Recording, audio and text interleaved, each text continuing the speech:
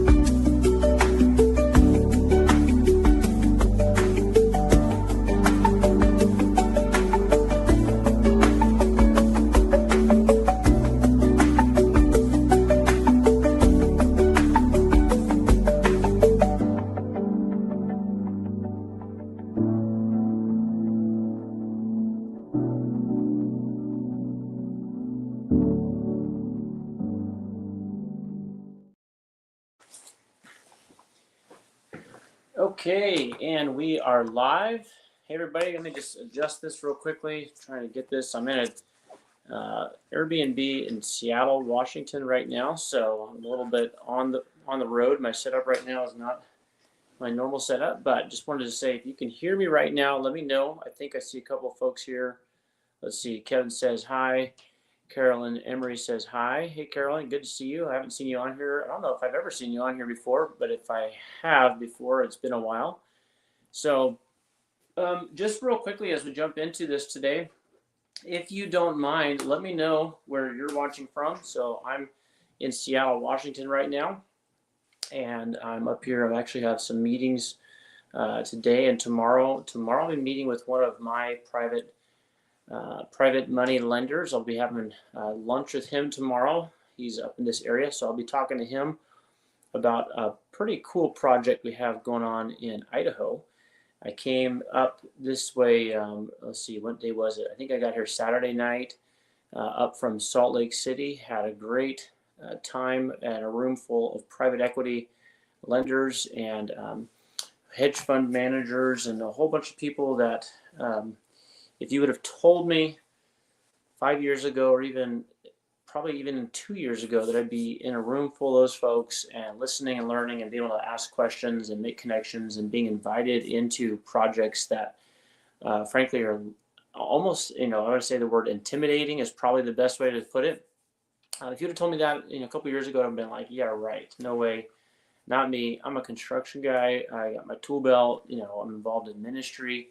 But it's just interesting how life goes and how things end up taking you to a certain point. So I was in Salt Lake City, and then I'm in Seattle on Thursday morning. I'm taking Amtrak down to Portland.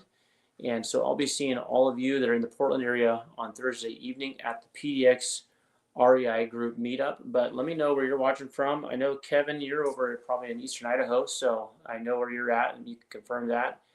Carolyn, I believe you're in the Portland market, so give us a thumbs up on that or let us know, say yes or no.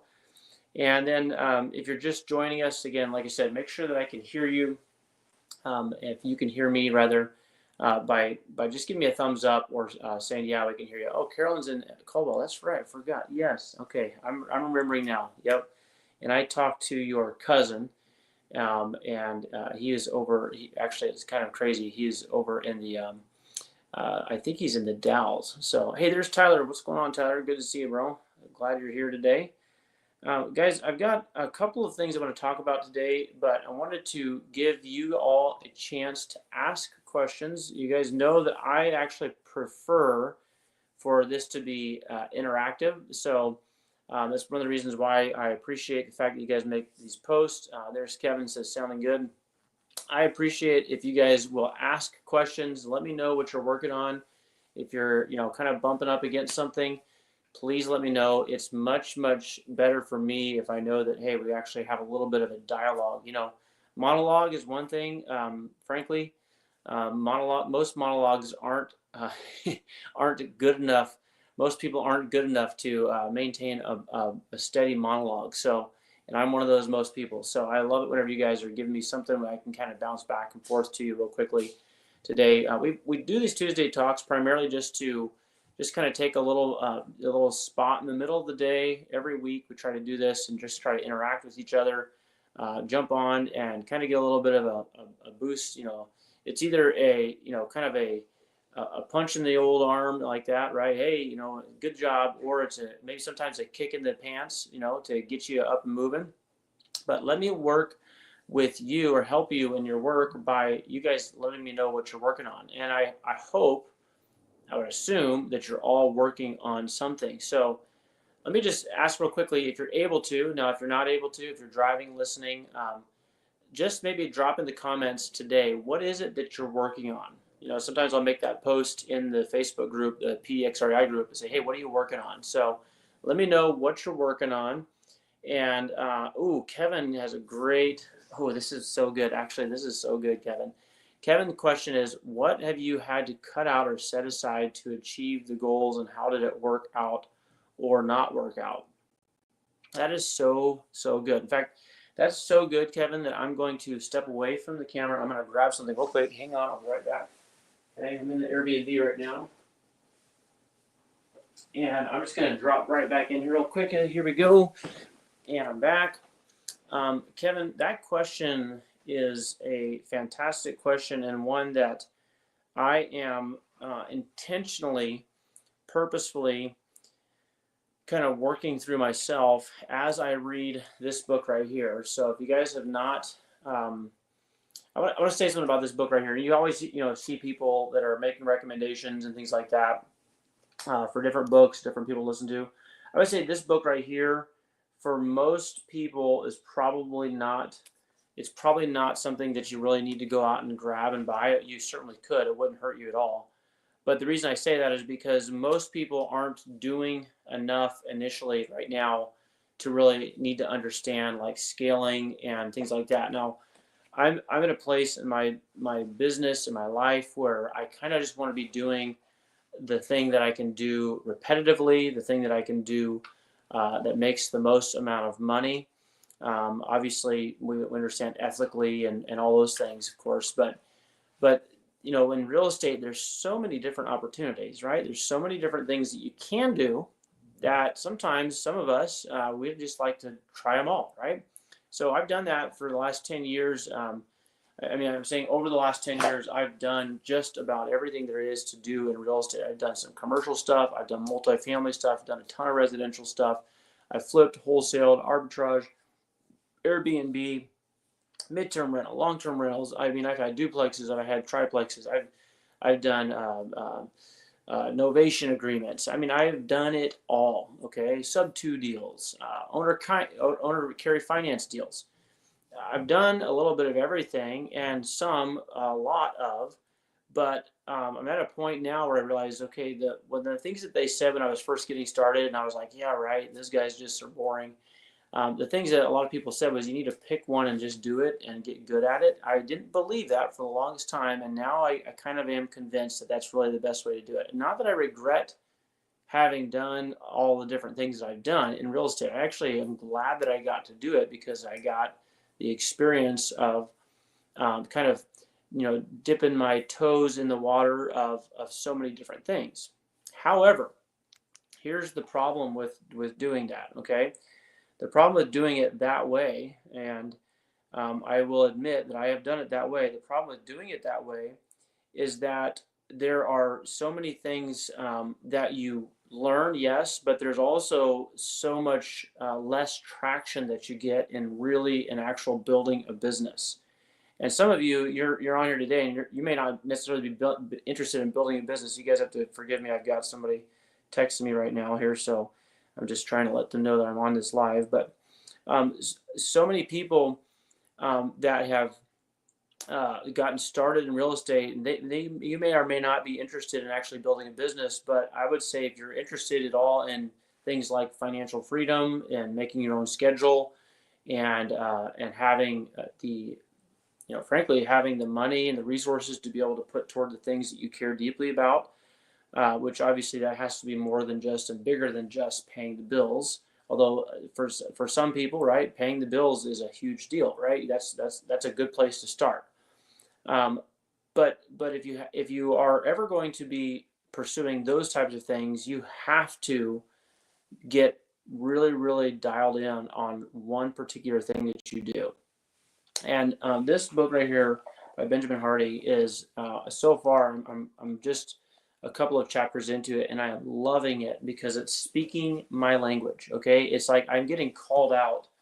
It feels like I'm getting called out by the author of this book, and I'm not even sure how he knew my who I was, but it's definitely something that that I believe has been, it's timely for me. I'll put it that way. Okay, it's probably something I should have been looking at a long time ago, but let's see here. I want to just read you real quickly something that it was actually talking about entrepreneurs, and where was it? I had it highlighted, I thought. Okay, here we go. This was so good. Okay, and first of all, he has a quote in here from Elon Musk, which, regardless of how you feel about him, you have to admit that he's accomplished some things. Elon Musk has said, the author of this book, Benjamin Hardy, says, Elon Musk has said, the most common mistake of a smart engineer is to optimize a thing that should not exist. The most common mistake of a smart engineer is to optimize a thing that should not exist. And that kind of ties into Kevin's question here. He says, what kind of things have you had to cut out or set aside to achieve the goals? How did it work or not work out? So, in answer to Kevin's question, I am actually in my life right now, in my business, I am looking at what things do need to be cut out. And I'll tell you why it's a little bit scary, because I'm reading here in this book, Benjamin Hardy, right now.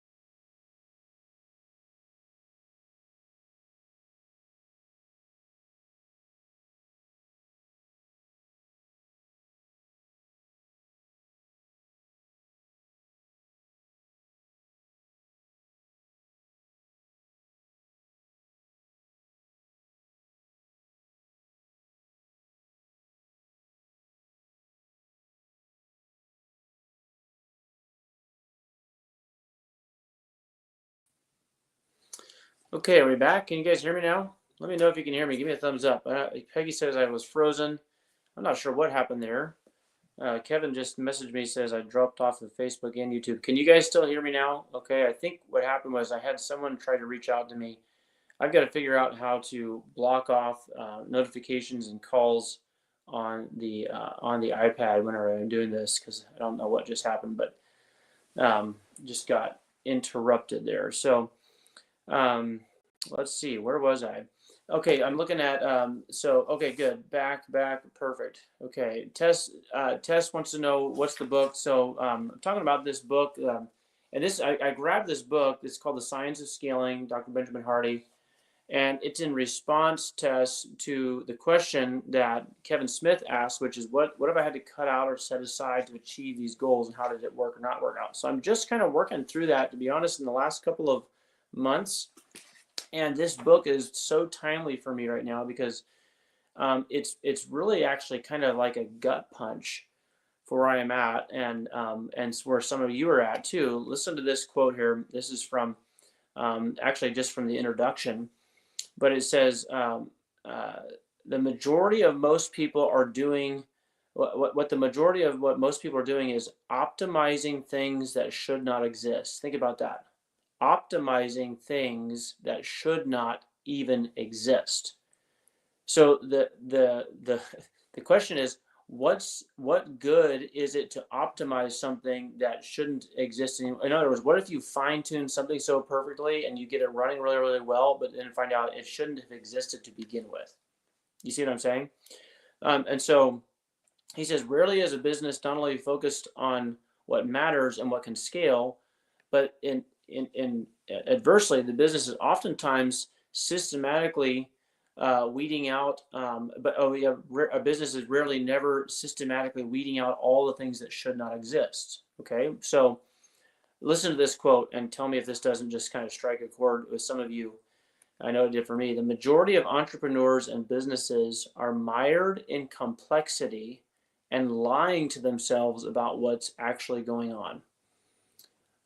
He says, a dear friend, a near billionaire, once told me that most entrepreneurs will never scale because they don't stop lying to themselves. Wow.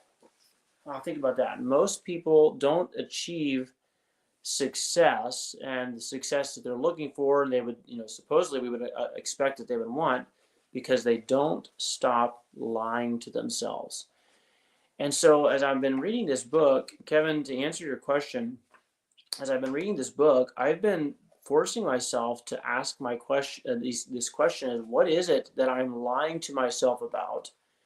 That if I was to be honest with myself, I would find that I am doing things that are really not.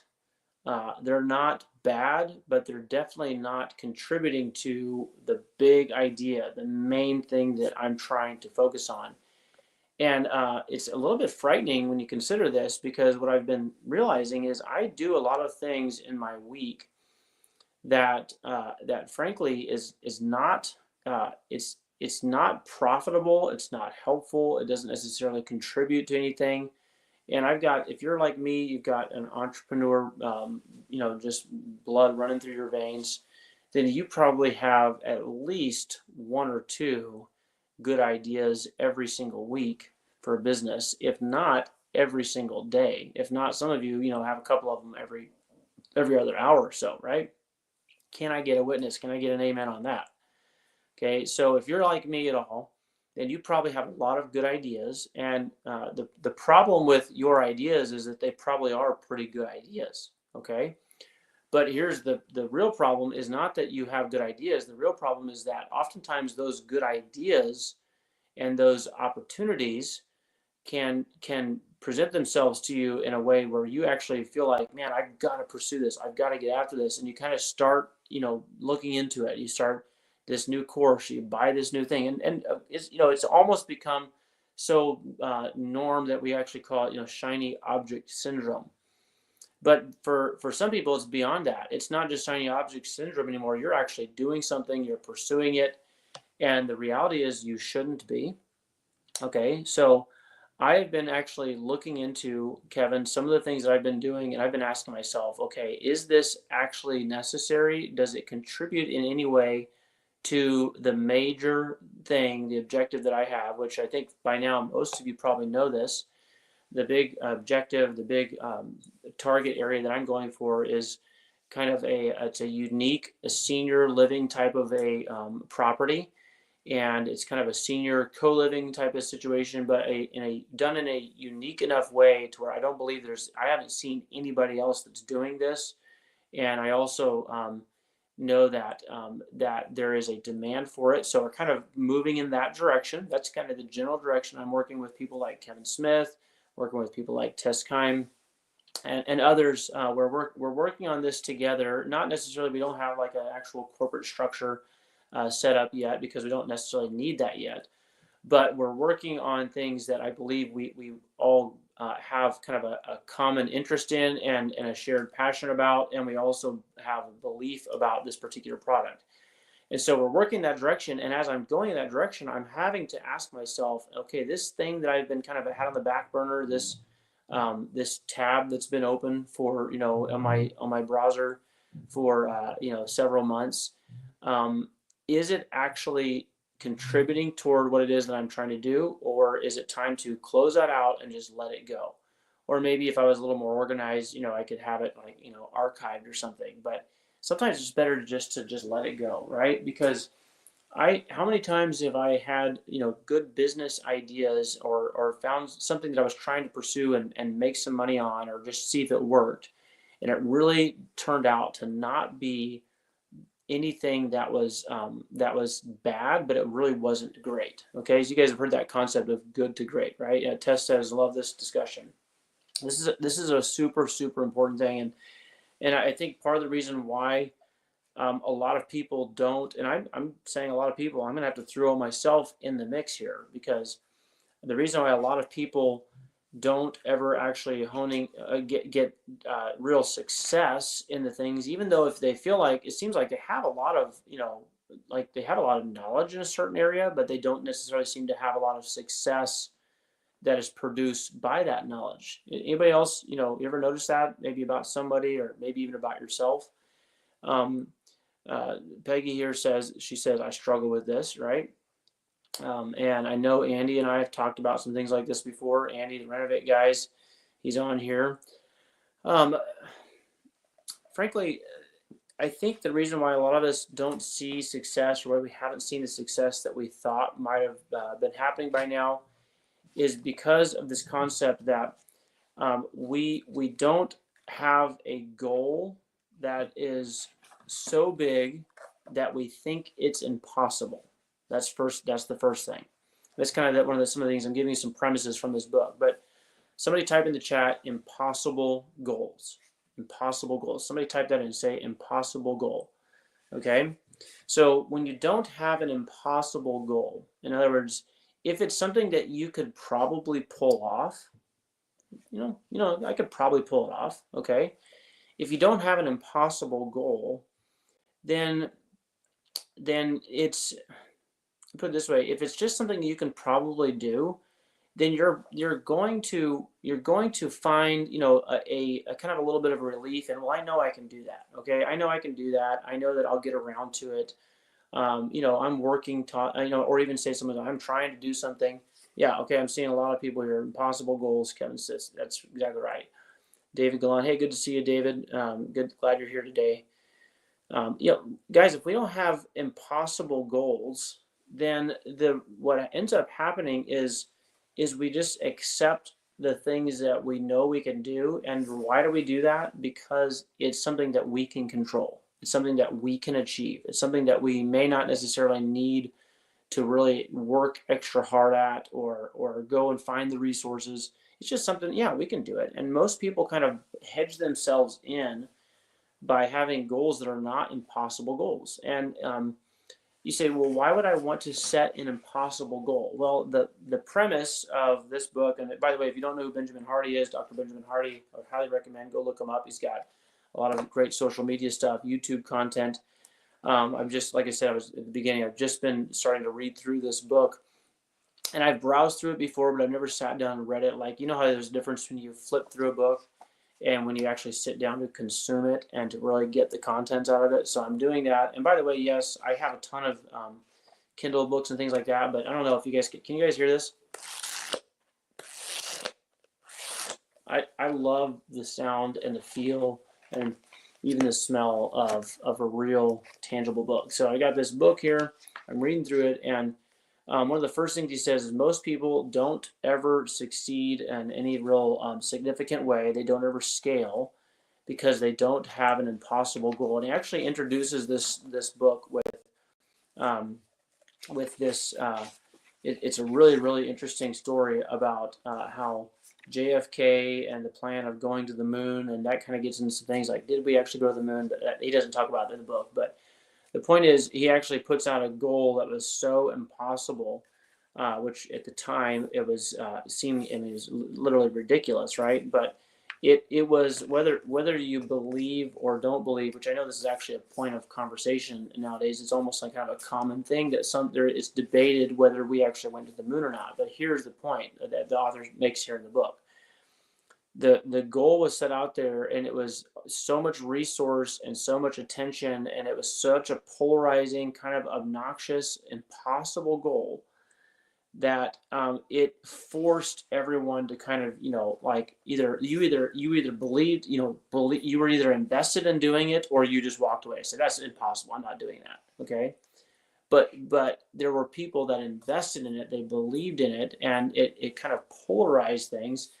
And I've been thinking about in my life, like, well, all these little fires that I have going on, these things that I'm, working on, trying to achieve. Are these fires that are, kind of building momentum toward the big bonfire type of goal, or are they little fires that are going to have to either be put out, or they're robbing me from the resources that should be contributed toward the big fire? Okay, so I've been thinking about that. There's actually a verse of scripture for those of you that are Bible readers. You probably know this, but there's a passage of scripture, I believe it's in the book of Nehemiah, where it says, "It's the little foxes that spoil the vine." It's the little foxes that spoil the vine. And the idea is it's these little things that kind of nip, and they the little foxes come in and they just kind of nibble on those little grapes and stuff, and those clusters are not as full as they should be. And so David Glahn has a question here. He says, does it talk about SMART goals, specific, measurable, achievable, relevant, time bound? Well, according to Dr. Hardy, and when it comes to scaling and seeing mass success, his premise is that those types of goals, I'm sure that they come in somewhere, but those should not be the primary objective. He talks about, David, I'll read you a quote here that I read earlier. I don't know if you caught it or not, but it's worth reading again. He has a quote here from Elon Musk, and he says this. It's really, actually, it was very, I don't want to say convicting, but it was kind of like, oh, wow, yeah, that's definitely me. I'm trying to find this quote again. He said, Elon Musk is once quoted as having said, "The most common mistake of a smart engineer," smart engineers, right? We all know a smart engineer. Maybe there's somebody watching today. So the most common mistake of a smart engineer is to optimize. We would say maybe smart, measurable, right? It's specific, measurable, achievable, relevant, time bound. He says the most common mistake of a smart engineer is to optimize a thing that should not exist. And so the idea is not necessarily that, it's terrible to have goals, but the bigger idea is like, what's a big idea? What's a big thing that you're working on? What is the thing that would literally change so much stuff in your life? What's the impossible goal? You could say it's not smart. It might be specific, but when you try to measure it, it's like this is like almost unachievable, right? And almost unattainable. And then, but he does say this. He also says the other thing that you need is not just an impossible goal, but to your point, David, he says you need to set a timeline so short. So timeline, that's time bound, right? But he says you need to set a timeline that is so short that you think it's impossible. So in other words, like let's just bring this into reality for ourselves today, okay? What is, and this we'll use an example of one, maybe at a beginner stage, right? Let's just say there's somebody on here, like someone who contacted me to or a couple days ago actually, and they had attended one of my PDX REI group meetups on third Thursday, which, by the way, of course, you guys know it's coming up here in just a couple nights. Every third Thursday, the PDX REI group meetup there in Beaverton. So this guy had come to this, and it's because I had met him somewhere and I invited him. He was talking about, he was a worker in the area. I think he's a pipe fitter or something. And he was talking about, housing. And I said, well, come on out and we'll talk, and you might be able to find some housing. So he popped in, and I haven't seen him in probably 3 years. Well, he just reached out to me and said, hey, my girlfriend and I, we're talking about real estate. We're trying to get into stuff. I'd like to maybe come out to your thing. Let's just take that guy, for instance. And let's say he's renting. He doesn't really know anything about real estate, but he's starting to kind of come around to this idea that, hey, I should do this. I think I should try to get started. What do I do? Okay, well, someone like that, if you were to take them and say, um, you know, hey, you know what you should do? You should look at, flipping a house so you can get the money together for a down payment. That might, to him, where he's at right now, someone who doesn't even own a house, he rents a house, that it might sound impossible to do a house flip, especially while he's working his 9 to 5 pipe fitter job, right? You could say that for him, that's an impossible goal. Okay, so they might think things like this. Well, I don't know how to flip, right? I don't have the money to do that. I don't even know where to start, right? Those are types of things that would come up for someone in his position. So let's take someone like him and say, what if you set that as your goal? And instead of saying, I'm going to flip a house in sometime in the near future, what if you got it into that time bound type of thing that is part of that SMART goal? Okay, put it in a time bound, but put it in a time constraint that is so small and so short and so tight in that it feels like it'd be impossible. So maybe instead of saying I'm going to flip a house one day, say I'm going to flip a house this year, and then say we're going to flip a house before the end of 2025. Now, if someone has zero experience in real estate, that might sound like an impossible goal, right? But the thing is, if they actually made that their goal, if that was the thing that they were honed in on doing and absolutely going to make sure happened, then they would find that what happens is when you make that kind of impossible goal, you start finding the things that need to be done in order to make that possible. In other words, you wouldn't rely on yourself to do it. Why? Because you already know you can't. You've never done it before. In other words, not you saying you can't do it at all, but you kind of aren't thinking, oh, I can do this, right? It's not a goal that is attainable per se. So I like this. Probably I like this because it tends to be the way I think, but it also, like I was saying, is it's been a little bit personal for me to be reading this and reading things like the majority of entrepreneurs. This is page 8. The majority of entrepreneurs and businesses are so mired in complexity, and they're lying to themselves about what's going on.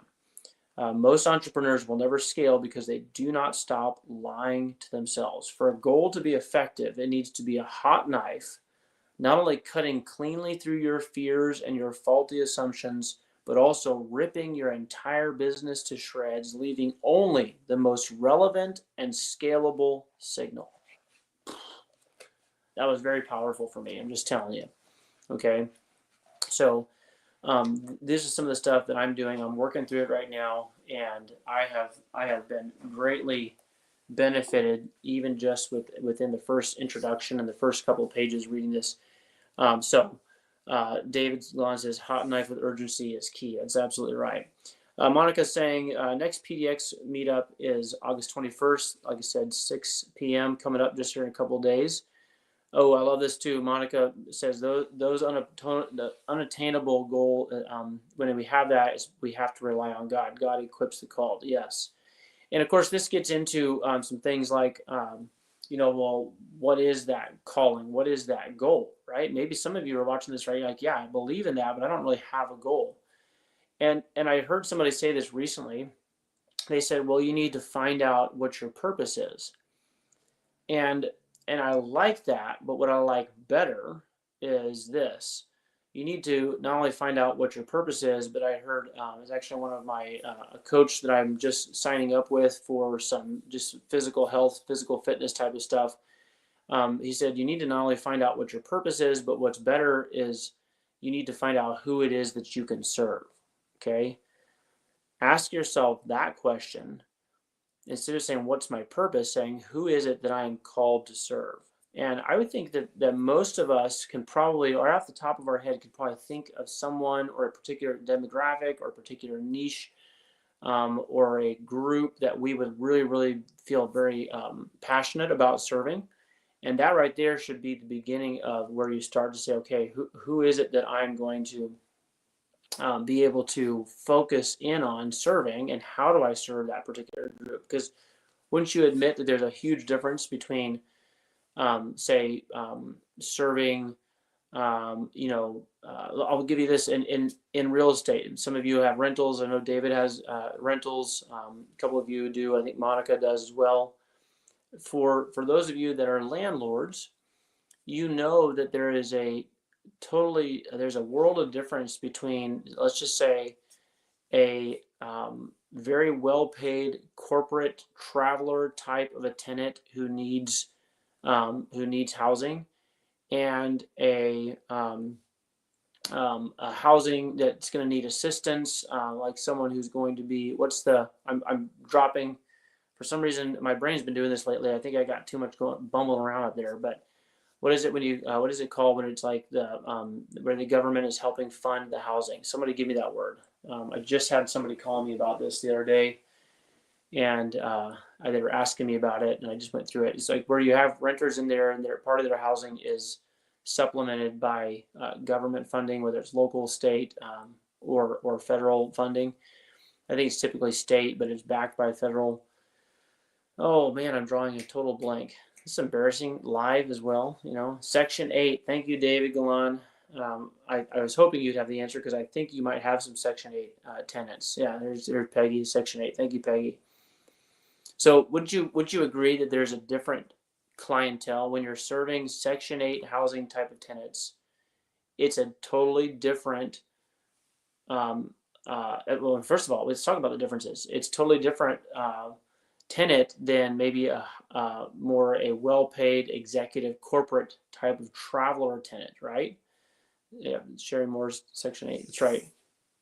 So, what are some of the differences? Well, for one, we know budget is a factor, right? For two, we know that the type of housing that they need is different. In other words, you're probably not going to put a high-end, highly paid corporate traveler type of tenant into a Section 8 house, right? Housing for Section 8 type of folks. And I say type of folks, I'm not saying that disparagingly. I'm just saying like it's a totally different, type of class of renter, right? And you have to decide who, so in this idea of like, who do I serve? If you are a landlord, if you're a buy and hold type of owner, who is your client? Who is your tenant? Who is the person that you are going to serve? And as you determine who that is, it's going to then begin to inform what kind of purpose you're going to have, maybe put together a mission statement on how you help that particular type of person. It's going to determine what kind of properties you might buy, all those types of things. David Galan says, I've had a few Section 8, some great, some bad apples. I've heard the same, word from a lot of people. And by the way, that's not necessarily just because of them people needing assistance. Monica says, sadly, people lately in serious financial needs. That's true. I'm being asked if I'm willing to take payments on a security deposit. I would say absolutely not. Do not do that. The credit score is low. I need to learn to not make emotional decisions. And Monica, I would say this. I think you and I have talked about this, Monica, on the phone before. To that point, if you struggle with that, you would really need to look at and say, okay, if I'm going to serve this type of clientele, then I need to set some parameters on how I do that, and you probably need to involve someone else as the decision maker in your business, so that if you have a hard time doing that, saying no to those types of folks, it's not something that you have to put all that burden or shoulder that load on yourself. Now, some people are like, absolutely not, right? Oh man, this is striking a chord, right? Peggy says, very different. I need to learn to say no. That's absolutely right. So, and by the way, maybe you don't need to learn how to say no. Okay. So I don't want to take away. None of us want to become kind of the greedy landlord that's just kind of a slumlord and just throwing people into places that they really not great to live in, and just taking their money and just neglecting people. None of us want to be that. I don't think there's anybody on this call that wants to be that person. Okay. Peggy says, I have one of Monica's rejects. So Monica did learn to say no, but Peggy hasn't learned to say no yet. That is so funny. Monica says, great topic because I'm in the middle of renting an in-law unit. Okay. So maybe you don't need to learn to say no, although it's probably a good idea to learn how to say no, but maybe that's not what you need to do. Maybe what you need to learn how to do is bring other people into those decision-making times and let their opinion or their input be a factor in helping you make the decision on who to say yes to, right? Or maybe you say, I don't want to say no to you, so I'm going to ask you to do this, and find a way to be able to say yes to them, but put the parameters out there. Um, but for a lot of people, and I have found this to be true myself, when you are trying to help people and you have that heart, which I'm glad that some of you do. Peggy says Monica is helping me pray. That's good. I don't know if you're saying helping you pray or helping you, so you need prayer. So I need to have to clarify on that, Peggy. But if you're one of those people that likes to help, okay, let's look at this. What I have found is that when I try to help people that I probably shouldn't, and meaning this, there's people out there that they will ask for help, and a lot of times the folks that are asking for help are hoping that you're going to say yes because they kind of have a routine. This is a pattern in their life, and they do this. This is just kind of how things go. They just, they ask for help because it's the only way they're going to be able to get what they need. And a lot of times also, you'll notice these people don't ask how they can help you. They want you to help them, but they don't look at how they can help you. Okay. And by the way, that's probably not that common for people to even be thinking about others to ask that question, but still, it's funny that they will ask you for help, but they don't oftentimes ask help how they can help you. So I have found this, and I just heard this from somebody the other day. They actually made mention of this. They said there's Section 8 tenants and the people that are kind of on the lower income type of tenant clientele. Okay, let's put it that way, residents. Those type of people tended to be, this is interesting because I've heard this from more than one person. Those types of folks tended to be more needy and more kind of like they expected a handout. And if the washer or the dryer stopped working, then they expected you to be over there and fix it right now because, hey, we got, I'm, Section 8, I'm supposed to be, you're supposed to be taking care of us.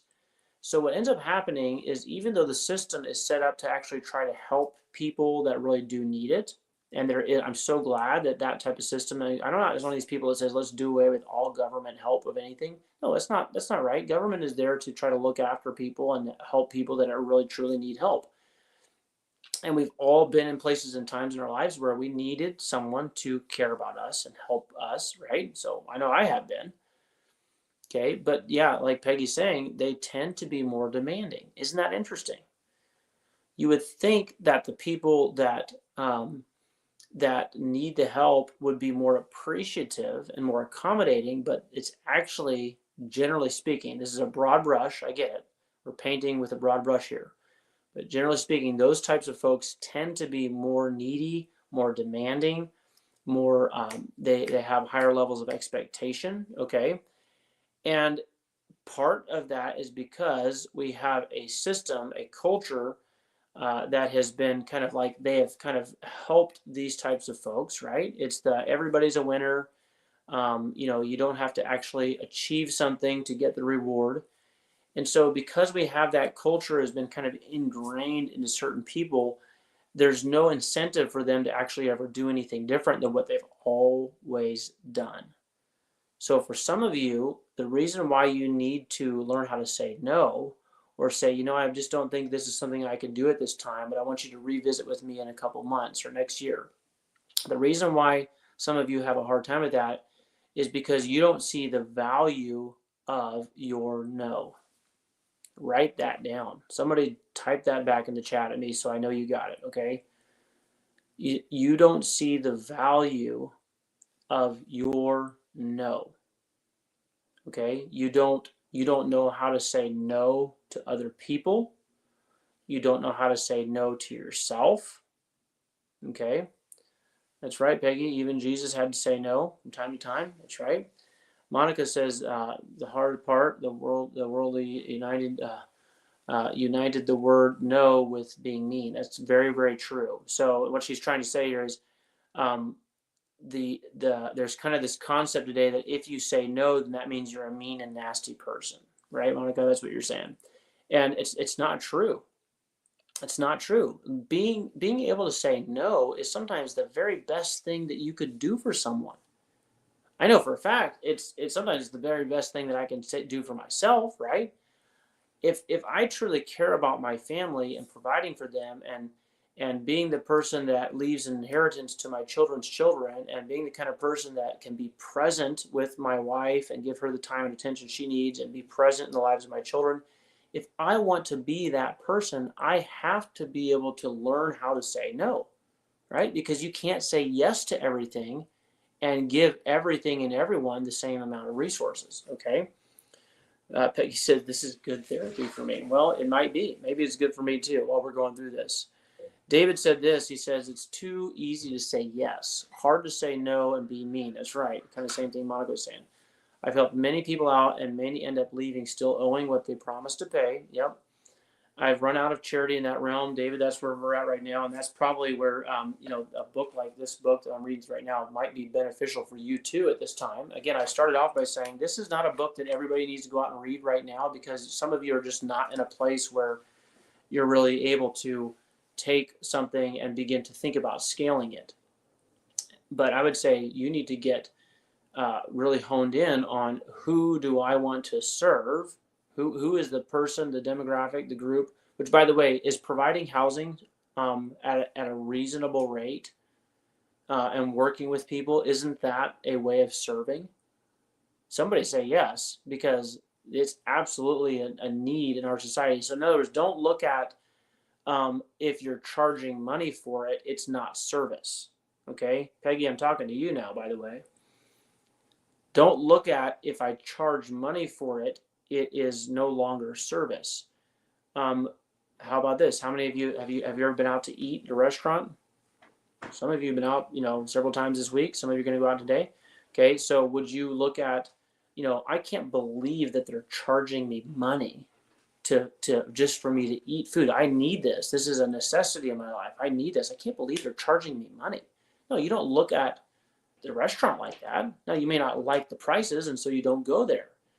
But for most people, they understand that if you're going to go somewhere, you're going to get service, and you're more likely going to have to pay for it. And we don't necessarily devalue cost associated with service in other areas, but for some reason, we devalue costs being associated with our services, whether it's charging rent or charging a fee for teaching or charging money for being a part of something.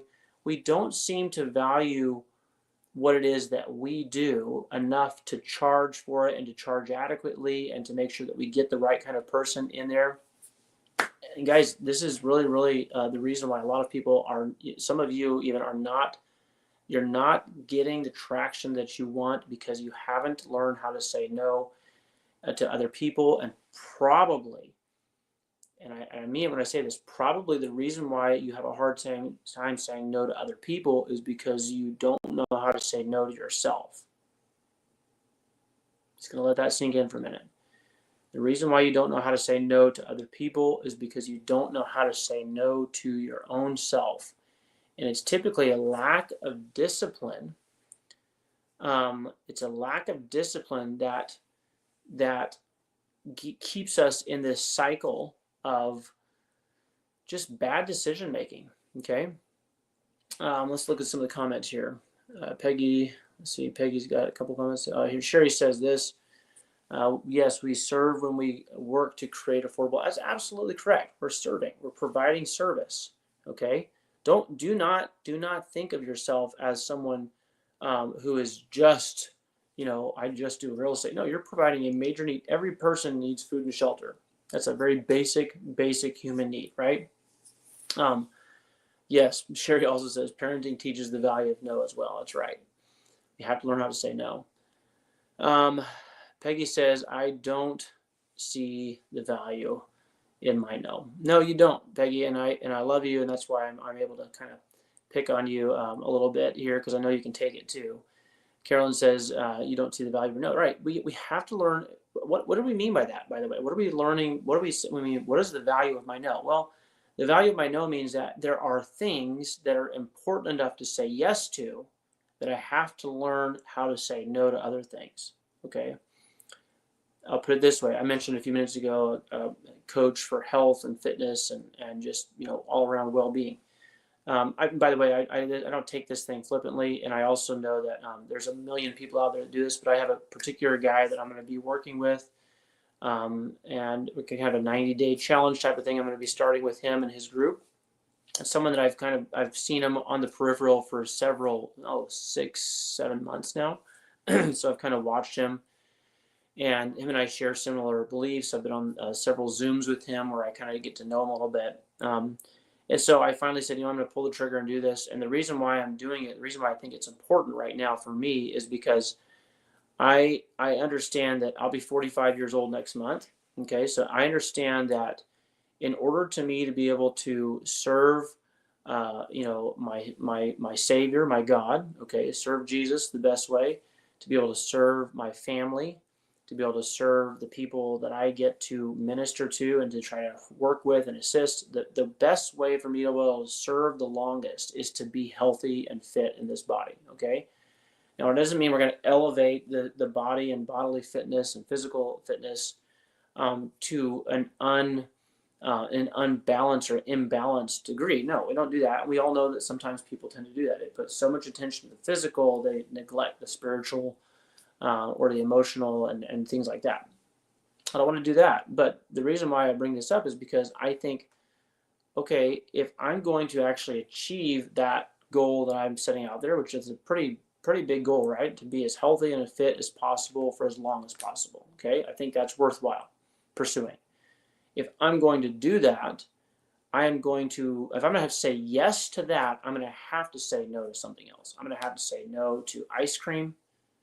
Okay, I'm going to have to say no to being lazy and not moving and getting movement. I'm going to have to say no to just being lethargic, right?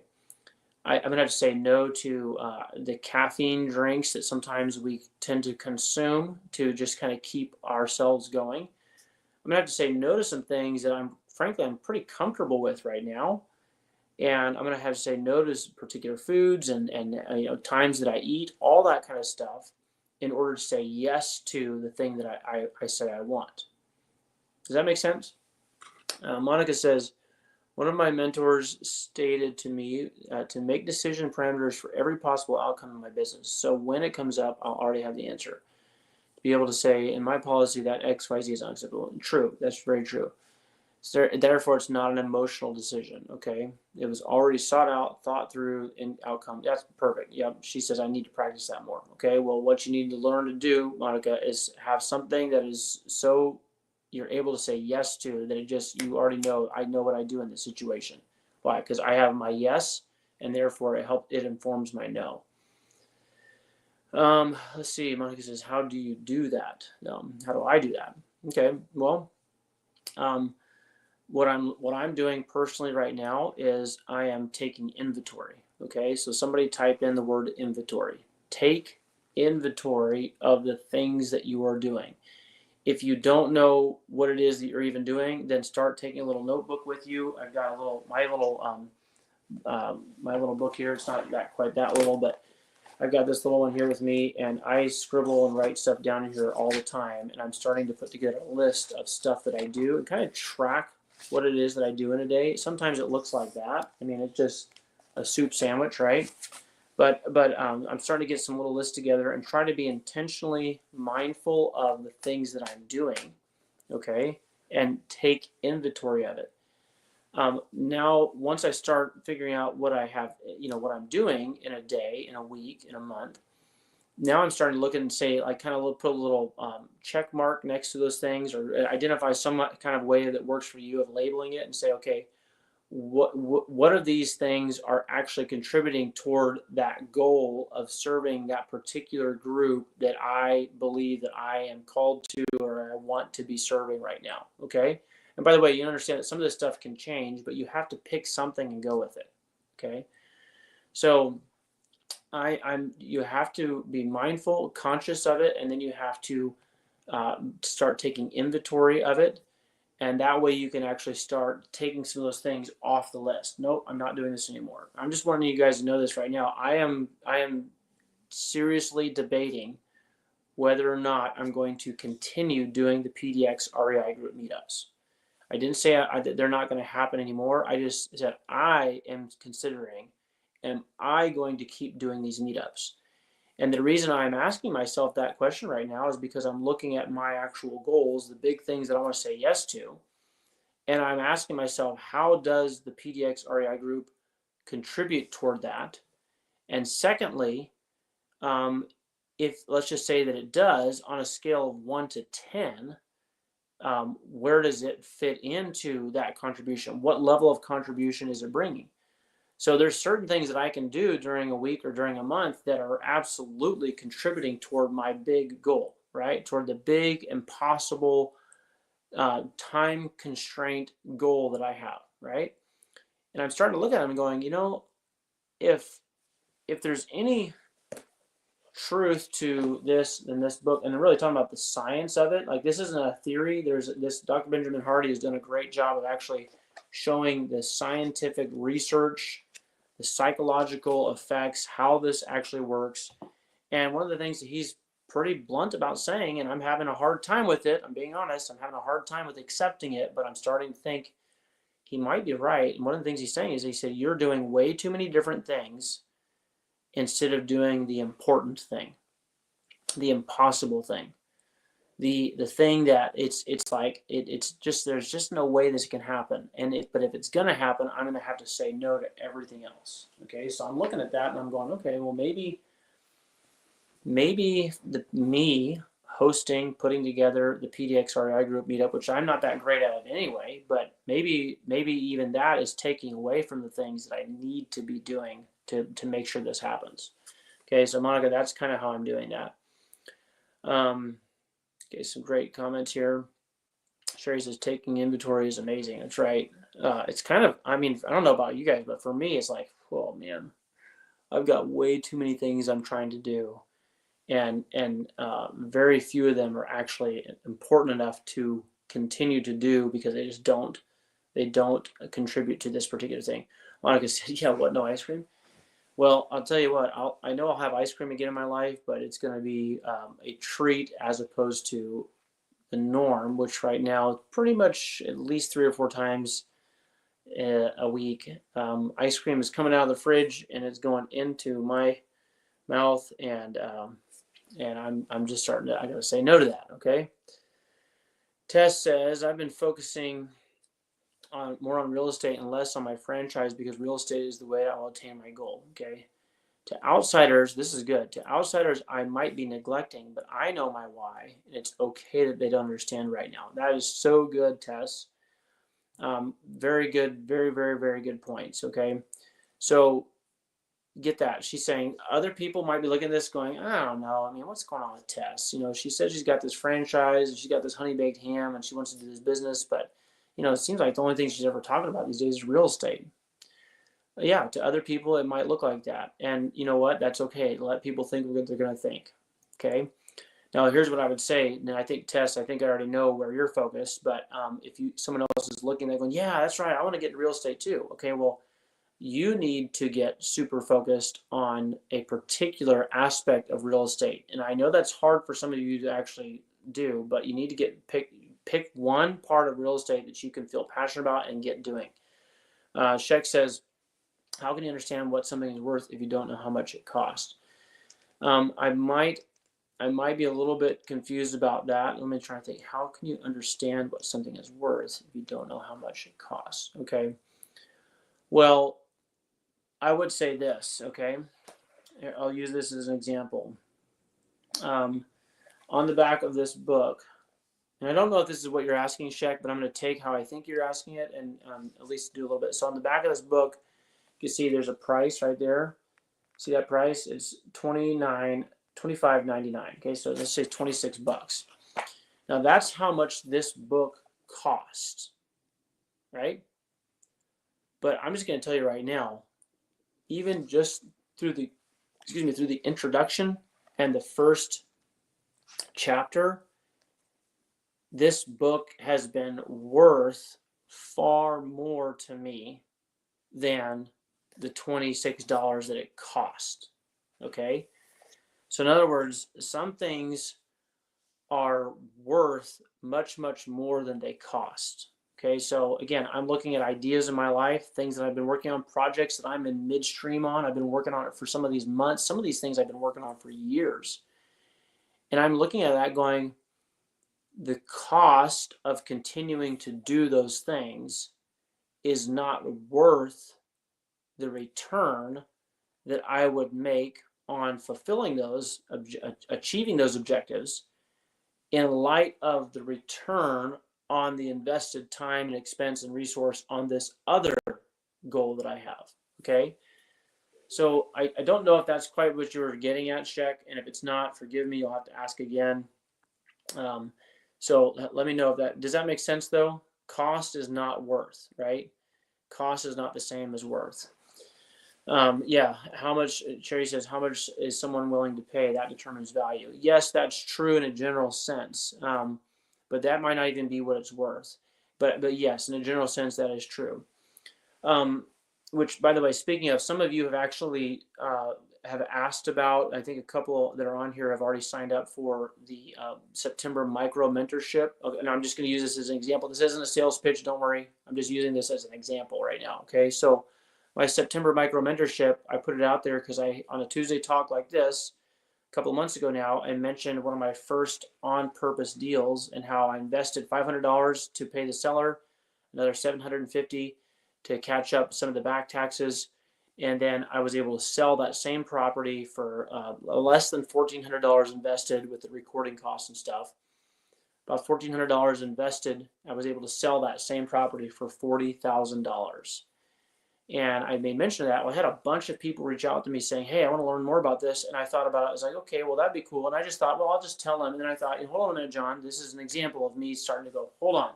Okay, because my tendency is just to say, yes, I'm going to tell you, let me show you how this works. Okay, and then just out there. And next saying, no, I'm texting, taking 15, 20 minutes at a time, 30 minutes at a time to text back and forth with people just randomly here and there.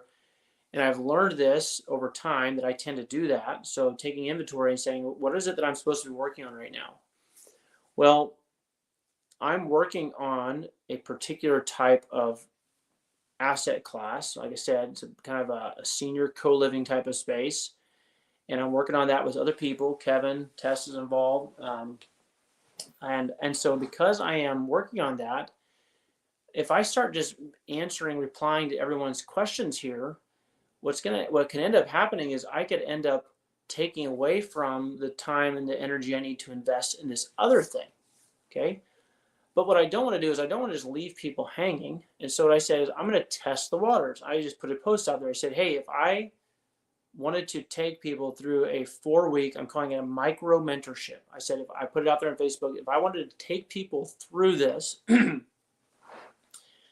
show people how I did this, would there be any interest? And a bunch of people raised their hands, said me, right? So then I DM'd them. Some of you got this. Some of them DM'd, hey, I'm interested. And then so I said, okay, here's a little video I made to answer those people that are interested. And in that video, I show how, hey, I can show you how I did this. And not just show you how I did it, but I can do it with you. Like we're going to do it together. And the reason I'm doing it in that type of format is because if I do it with you, then I'm actually, get this, I'm actually contributing to that bigger goal in a way. And here's how. Because I'm starting to run things through this filter of how is this contributing to this big goal. if I do this micro mentorship with you and show you guys how I found this particular property, how I turned around and made a really good profit with it, and how you guys can do it too. If I do it with you, not only am I going to help you be learning and answering some of your questions and hopefully get you guys into where you, by the end of the 4 weeks, by the end of September, you'll actually have one of these properties under contract and possibly even have it sold. Okay, so I'm going to show you all that. But if I do it with you, not only will that happen, but guess what else will happen that actually contributes toward my big goal? What else will happen is I might have possibly come across one of the types of properties that I am looking for that I need because my particular asset class has a particular property type, and I might actually be able to find that particular property type by doing this with you guys.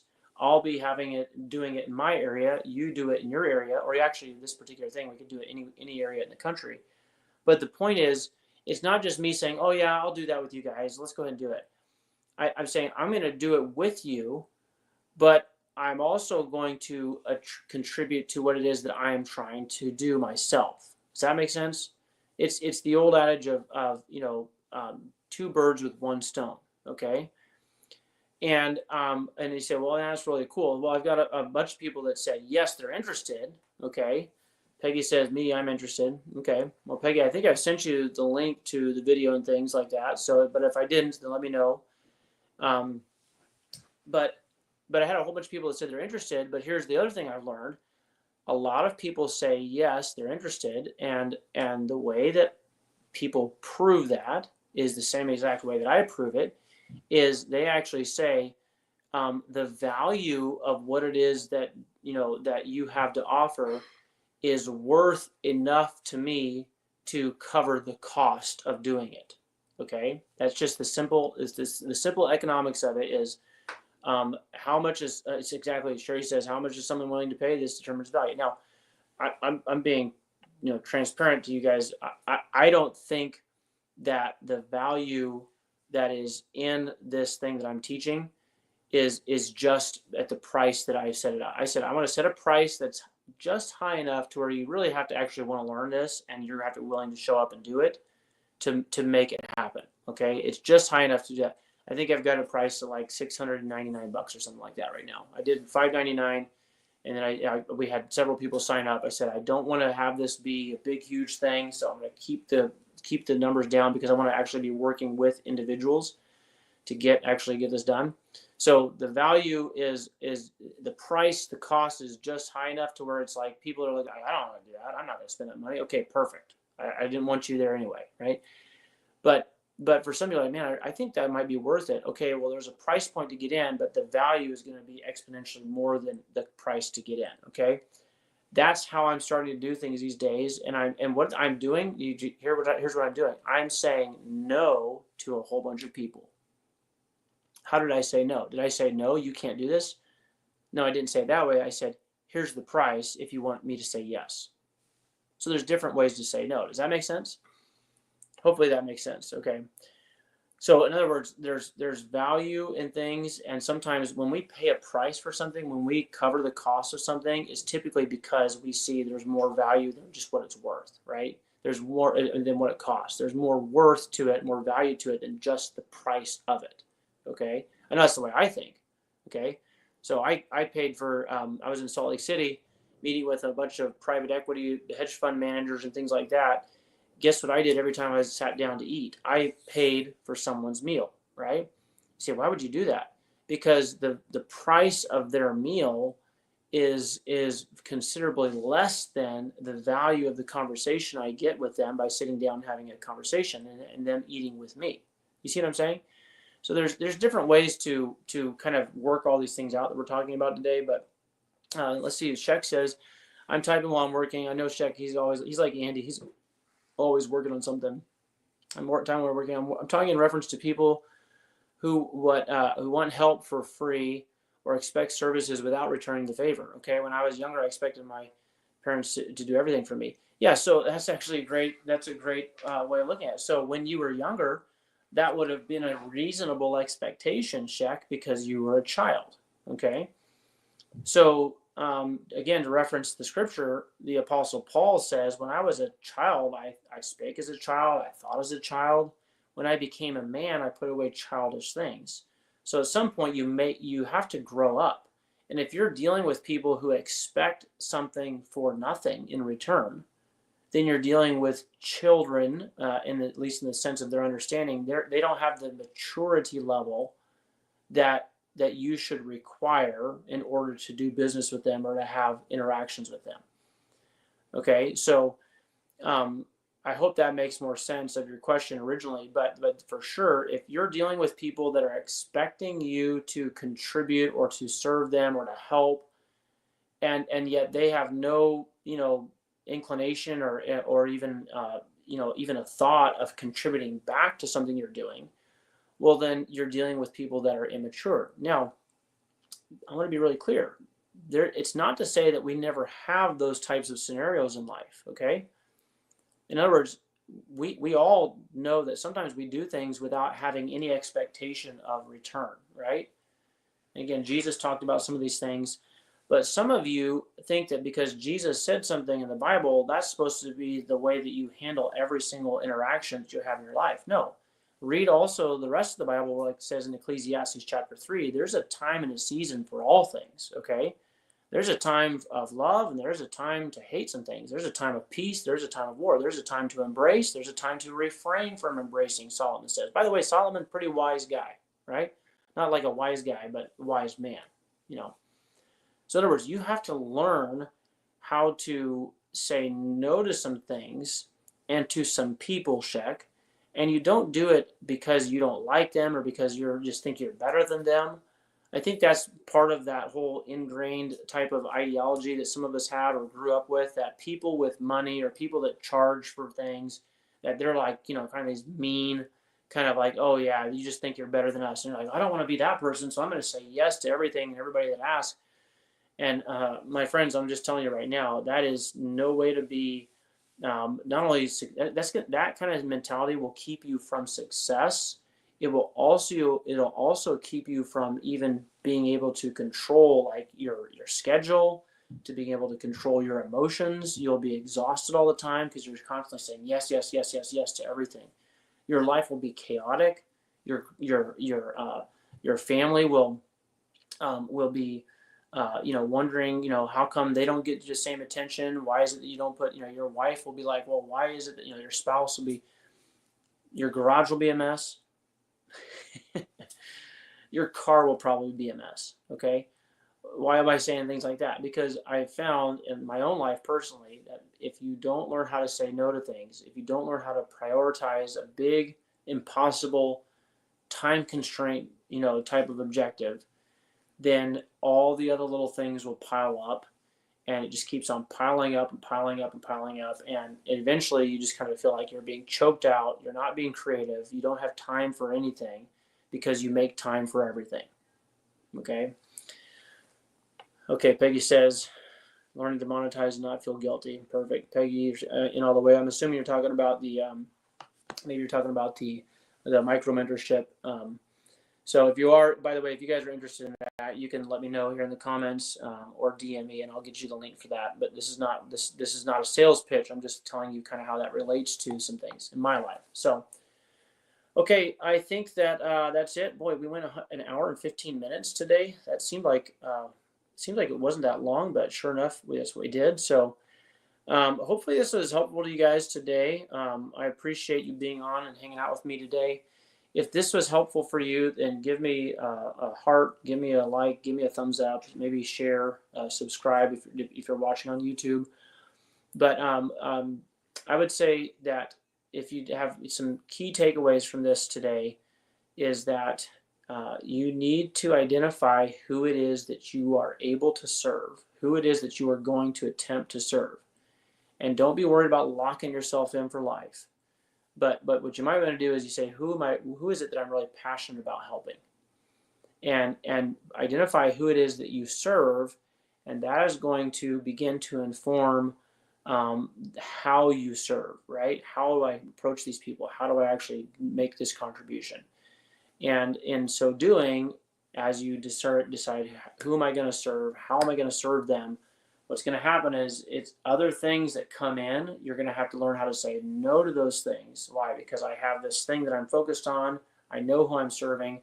I know what it's worth to these folks, and I'm willing to pay the price. And if I'm willing to pay the price, then other people will recognize that they should be willing to pay the price too. So, Peggy says, "I just listened to your sermon from Sunday. I needed that." Okay, well, the one on emotional energy. Yes, that was.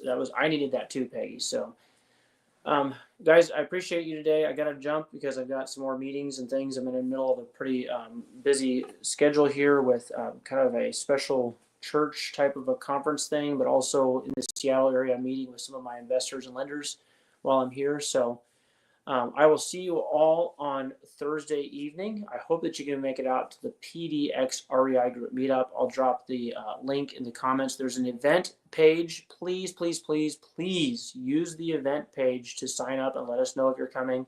That helps us with knowing how much food to get.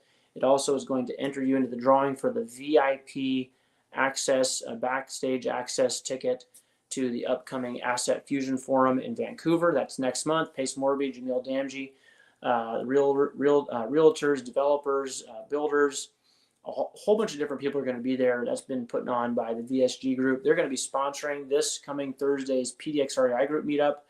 And these are a great group of folks just over the water in Vancouver. So they're going to be coming out. And I hope that you guys are going to come to the PDX REI Group meetup because we're going to have Landon there. We're going to have Devon Alexander there. Devon is going to be speaking. There's going to be a whole bunch of folks there. I appreciate you guys. If you can, if you're planning on coming to that, please make sure that you click the link that says going on the event page. I'll drop that link in the tabs, and we'll see you on Thursday night. Till next time, guys, God bless. Take care.